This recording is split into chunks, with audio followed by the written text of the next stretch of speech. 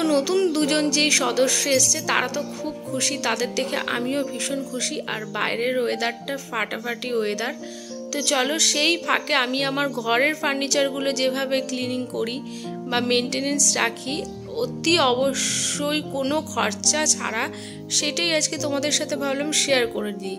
আর daily তো blog যায়, daily লাইফস্টাইলের মাধ্যমে কিন্তু কিছু কিছু কাজ আমি সংসারের যেগুলো করি সেগুলো তোমাদের সাথে শেয়ার করতে ইচ্ছা করে। তো চলো ভিডিওটা এখন থেকেই শুরু করা যাক। আর কার না ইচ্ছা করে না বলো তো, যে নিজের সংসারটাকে সুন্দর করে সাজিয়ে গুছিয়ে একদম টিপটপ করে রাখতে। আর আমাদের যে শখের জিনিসপত্রগুলো সেগুলোকে কার না সুন্দর করে যত্ন করে রাখতে ইচ্ছা করে না। আর মানুষ দেখো, আমাদের মতো মিডল ক্লাস ফ্যামিলির লোকেরা আমরা কিন্তু প্রতিটা জিনিস খুব আশা আকাঙ্ক্ষায় এবং খুব যত্নে কিন্তু গড়ে তুলতে আমরা ভালোবাসি। আর প্রতিটা কোণা কোণা কিন্তু আমাদের অতি অবশ্যই অনেক প্রিয়। আমি না এইভাবে প্রতিদিন না পারলেও একদিন গ্যাপ দিয়েও হয়তো করি আর এই কাজগুলো। যেমন তোমরা এখন দেখতে পাচ্ছ আমি একটা সুতির বাতিল গেঞ্জি নিয়ে নিয়েছি। আর আমি কিন্তু কোনো কিছু খরচা ছাড়াই আমার ঘরের প্রত্যেকটা জিনিস কিন্তু আমি এইভাবে সুন্দরভাবে পরিষ্কার পরিচ্ছন্ন করি। তো এই প্রথমে যা হালকা ধুলোগুলো পড়েছিল আমি একটা শুকনো গেঞ্জির মাধ্যমে কিন্তু সেই হালকা ধুলোগুলোকে ঝেড়ে ফেললাম।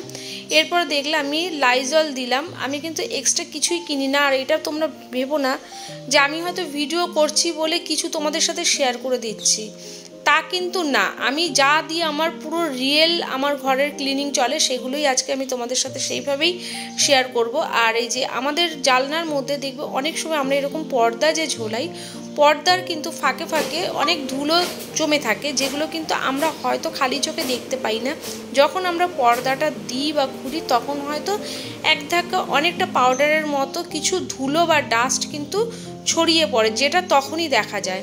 তো তোমরা দেখলে আমি যেটা দিয়ে বিছানা ঝাড়ি সেই ঝাঁটাটা দিয়েই কিন্তু আমি জানলার ওই পর্দাগুলোকে ভালো করে ঝেড়ে দিলাম। হ্যাঁ, অনেকে দেখি খুব নরম এরকম ডাস্টার দিয়েও পরিষ্কার করে, কিন্তু এখনো পর্যন্ত আমার সেটা প্রয়োজন পড়েনি।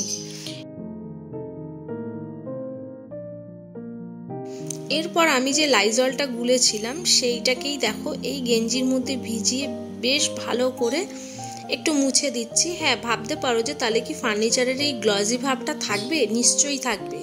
প্রতিদিন তো আমি এটা ইউজ করছি না, মানে লাইজলটা আমি ইউজ করছি না। সপ্তাহে একদিন বা মাসে 15 দিনে একদিন, মানে যেরকম আমার নোংরা হচ্ছে ফার্নিচারগুলো সেইভাবে বুঝেই আমি পরিষ্কার করছি। তারপরে আমি কিন্তু একটা শুকনো কাপড় দিয়ে আবার প্রতিটা ফার্নিচারই মুছে একদম ড্রাই করে নিচ্ছি। তো দেখতেই পারলে যে ঝাড়ার পরে ওপর থেকে কেমন একটু ধুলোর মতো বেরোলো। তো এগুলো মেনটেন না করলে কিন্তু ঘরের মধ্যে সুস্থ থাকা যায় না। পজিটিভিটি আসে কি আসে না সেটা নয় পরের প্রশ্ন, কিন্তু সুস্থও থাকা যায় না। শরীরে কিন্তু নানান রকম এই ধুলোবালি থেকেই কিন্তু রোগ ব্যাধির বাসা বাঁধে। চেষ্টা করি যতটা পারি। আর আমার সংসারে আমি সমস্তটুকু নিজের হাতে একা করার চেষ্টা করি, ভালোবাসি কাজগুলো করতে, তাই আমি কাজগুলো কিন্তু করতে পারি।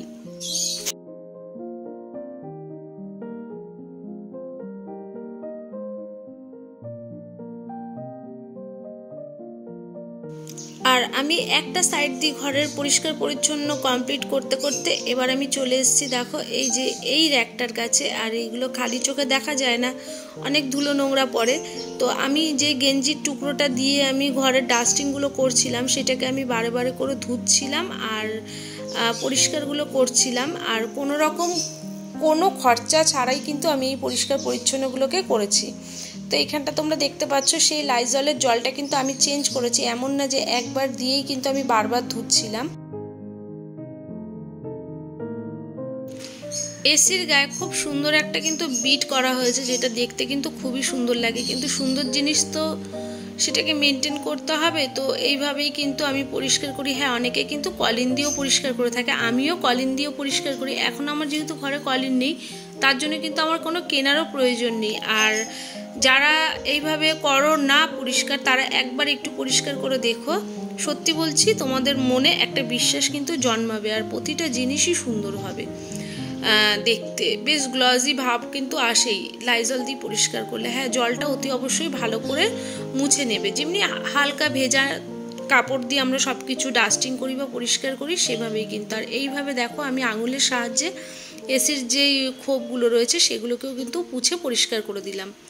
এরপর কিন্তু আমার এই ফুলের টবটা পরিষ্কার করার পালা। তো এই ঘরে আমি পরিষ্কারটা আজকে বেশি জোর দিয়েছি। আর ফুলগুলোকে কিন্তু এখন আর আমার কিছু ধোয়ারও প্রয়োজন নেই, ঝাড়ারও প্রয়োজন নেই।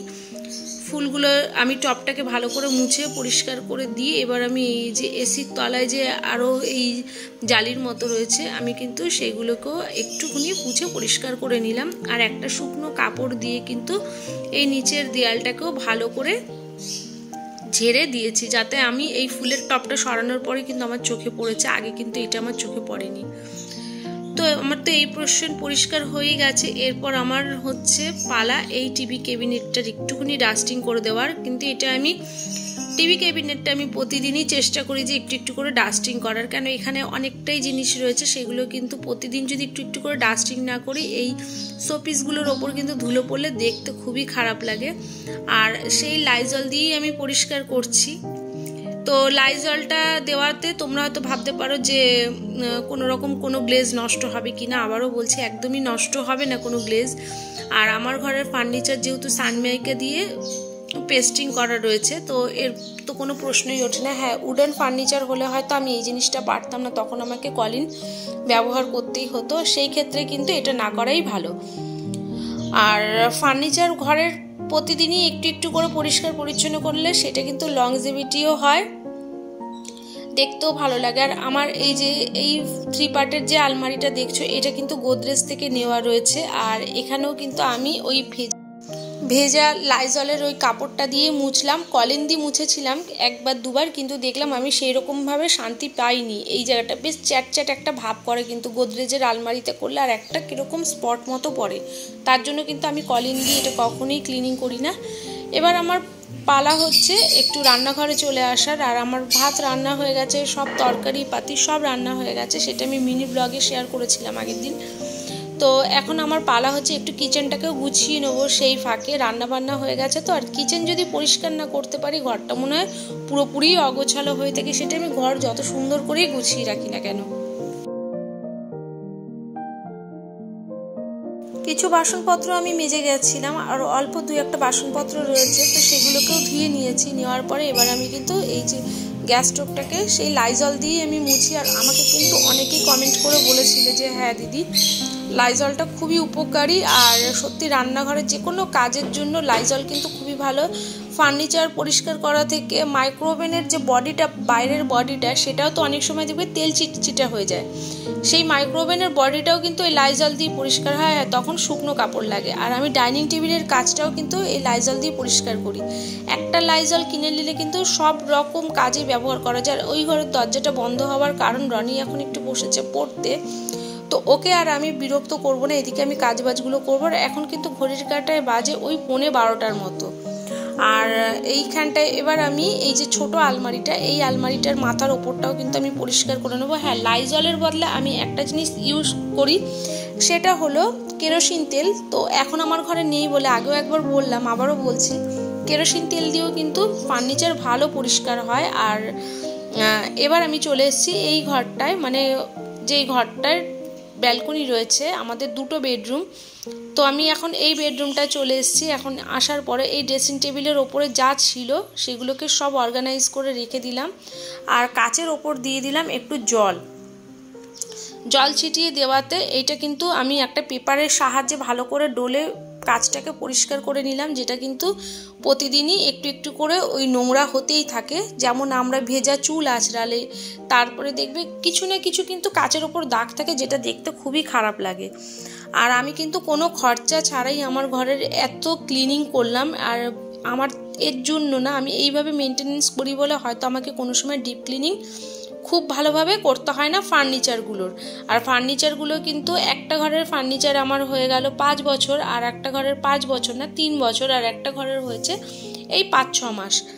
তো 5-6 মাস না 4 মাস। তো তোমরা আমার সেই ফার্নিচারের যখন হয়েছিল সেই ভিডিওগুলো করা আছে, যদি দেখতে চাও গিয়ে দেখে নিতে পারো। কত কি খরচা আমার সেটাও দেওয়া আছে। আর এখন আমি এই ঘরের খাটটাকেও পরিষ্কার করব। হ্যাঁ, এই ঘরের খাটটা আর এখন আমি পরিষ্কার করছি না, কেন কোনো রকম কোনো ধুলো নোংরা বালি কিছুই পড়েনি।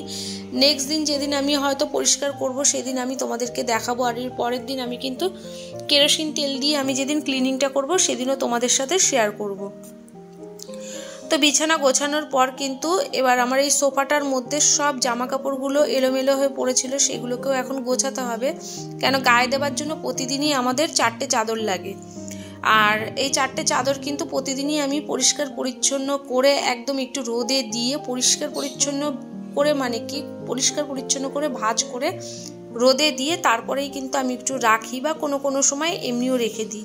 আমি যতটা পারি নিজের ভেতর থেকে আমার যা মনে হয়, যে যতটা মনে হয় যে হ্যাঁ কাজটা পারফেক্ট, আমি সেইভাবে করার চেষ্টা করি। তাতে তোমরা আমাকে কেউ ভাবতেও পারো যে তুমি হয়তো বেকার খাটো। না গো, বেকার খাটি না। আমি যেভাবে করি না আমার ঘরের কাজগুলো, যেভাবে আমি মানে প্রতিটা কোনা কোনা ক্লিনিং রাখার চেষ্টা করি, সেগুলোই আমি তোমাদের সাথে শেয়ার করি। আর এই দরজাটার ওপরেও কিন্তু সানমাইকা দিয়ে পেস্টিং করা রয়েছে। তো এই দরজাটাকেও কিন্তু আমি সেই লাইজলে ভিজিয়ে কাপড়টাকে অতি অবশ্যই ভালো করে বারবার ধুতে হবে। সেটা তোমাদেরকে ভিডিওর মাধ্যমে দেখানো সম্ভব হচ্ছে না। এবার আমি দেখো এটাকেও ভালো করে মুছে দিলাম, কেন ওই দরজা খোলা বন্ধ করতে করতে কিন্তু হাতের আঙুলের ছাপ পুরো ভরে থাকে। তো এবার চলে এসেছি ওয়াশিং মেশিনে। জামা কাপড় আমি দিয়েছিলাম, সেগুলো সব কাচা ধোয়া কমপ্লিট হয়ে গেছে। তো পাইপের আমাদের এইটাকে এইভাবেই তোলার সিস্টেম, মানে যখন আমি কাপড় চোপড় কাচি তখনই ওইভাবে তুলে পাইপটাকে আমাকে রাখতে হয়। তো চলো এবার ঘর ঝাড় দিয়ে দিয়েছিলাম, আর ফ্লোরেও দেখো সেই লাইজল দিয়েই কিন্তু আমি ফ্লোরটাকে মুছি বা ক্লিনিং করি বলতে পারো। মাঝে মধ্যে একটু গরম জল দিই, আর হ্যাঁ এর সাথে কিন্তু আমি সার্ফ এক্সেল দিয়েও ঘরটা মুছি। কেন আমার এই ডাইনিংয়ের ফ্লোরটা কিন্তু ম্যাট ফিনিশিং, না হলে কিন্তু এইখানটা একটা তেল চিপচিপে ব্যাপার হয়ে যায়। তো আমার ভিডিওটা আজকে এই পর্যন্তই। ভিডিওটা কেমন লাগলো একটু অতি অবশ্যই তোমরা কমেন্টের মাধ্যমে জানাবে। যদি কেউ উপকার পেয়ে থাকো আমার ভিডিওতে, সেটাও আমাকে জানাবে। তোমরা সবাই খুব ভালো থাকবে, সুস্থ থাকবে। দেখা হচ্ছে নতুন একটা কোনো ভিডিওতে। ততক্ষণের জন্য টাটা।